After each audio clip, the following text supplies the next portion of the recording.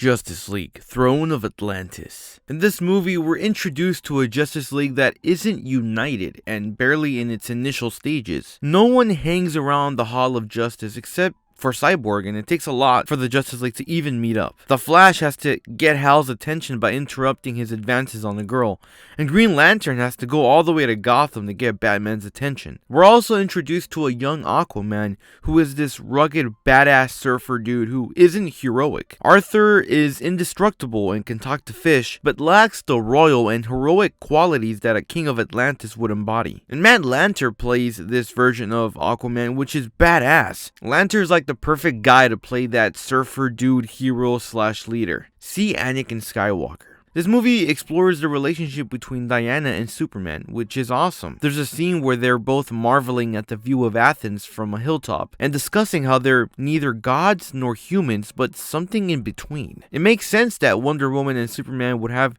great chemistry because they're these larger-than-life superheroes who have an out-of-this-world ancestry. Heroes like the Flash, SHAZAM, and Green Lantern were once regular human beings suddenly thrust into the superhero world. Superman and Wonder Woman were born with their powers and have had to juggle living amongst regular people. This movie has a crazy voice cast. I mean, besides Matt Lanter, which I mentioned earlier, Sean Astin, mother effin' Samwise Gamgee, brings the boyish charm and teenage excitement that is perfect for Shazam. Sam Witwer, Garen Merrick, Darth Maul as Orn, Aquaman's evil half-brother. Witwer always brings the intensity into his roles, but I couldn't help but recognize a toned down Darth Maul in his voice. Orn was kind of uninteresting to me as a character at first, until he commits matricide and gets drunk on power after taking control of the Trident. Then I noticed Sam Witwer's performance and voice changing and thought it was awesome. And Orn is actually a threat to the Justice League. Not even Superman could take him down, and Batman even had to ask Green Lantern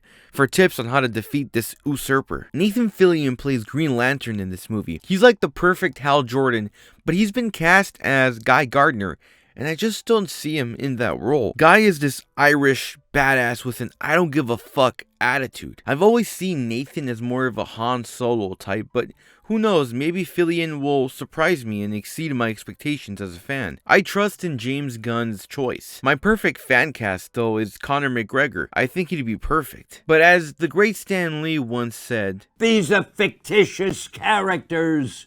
The writer can do whatever he wants with them." All in all, I definitely recommend this movie, especially if you enjoyed the New 52 comic, as this movie is based off of Jeff Johns' Throne of Atlantis storyline in the New 52 comics. I haven't read it myself, but I'm excited to get back into the New 52, although I did hear that Jeff Johns was kind of a douche. If you enjoyed this video, consider liking and subscribing. I'll be posting more videos like this one. My name is Shazam, and Shazam!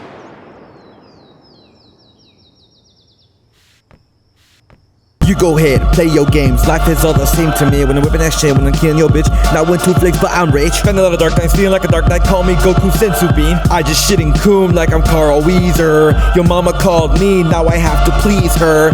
Post nut clarity, I got clarity. Need no charity. Solo like I'm solo, smooth like I'm Lando. Yo, mama go commando.